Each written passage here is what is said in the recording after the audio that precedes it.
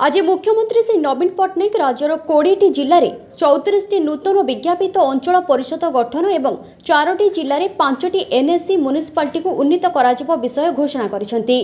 नयगढ़ जिला खंडपड़ा ब्लॉक अंतर्गत संस्कृति ऐतिह्य तथा परंपरार पावनपीठ और श्री जगन्नाथ संस्कृतिर आदिपीठ पुण्यभूमि तथा आराध्य देव श्री श्री नीलमाधव क्षेत्र कंटिलो को आज ओडिशार माननीय मुख्यमंत्री श्रीजुक्त नवीन पट्टनायक और 5टी सचिव भिके पांड्यान एनएससी बा विज्ञापित अंचल परिषद रूपे घोषणा करिसेंती, जहाँफल समग्र कंटिलो अंचलर संपूर्ण विकास हो पारिबो।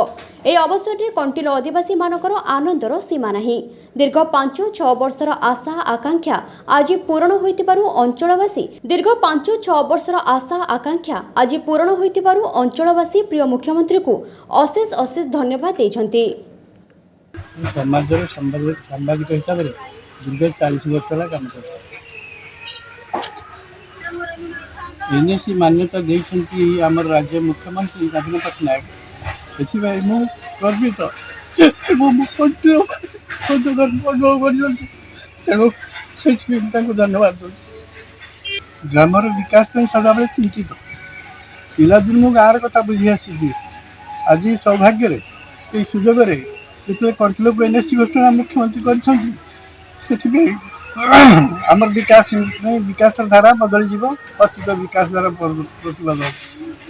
नीलमाधव जो कमिटी चेयर कोषाध्यक्ष और 5 नंबर वार्ड मु गोटे निर्वाचित सभ्य वार्ड मेंबर। ये जो आज नवीन बाबू आमर कंटिलो को एनएससी मान्यता देइछंती बहु आनंदित कथा। दीर्घ वर्ष तल हवा कथा जेहेतु नयागढ़ जिले में गोटे प्रमुख ग्रामांचल थिला। परिमलर व्यवस्था बहुत नीच मानर होता। परिमल व्यवस्था ठीक से नाला।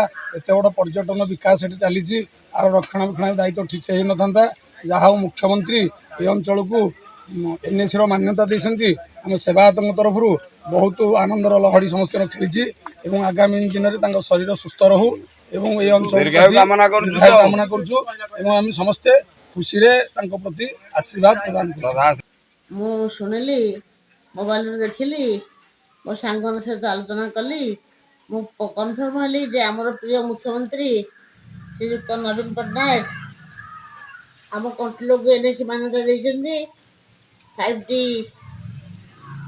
अध्यक्ष भिके पांड्यान सार कंटिला आसते सी लोक मान भल मंद बुझा भितर दरखास्त पाई कंटिलो एनएससी मान्यता पाइबा इच्छा करुच्ची।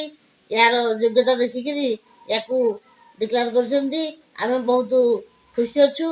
आम कृतज्ञता ज्ञापन करुँ मुख्यमंत्री श्रीजुक्त नवीन पट्टनायक और 5टी सचिव भिके पांड्यान सार को धन्यवाद दौचु।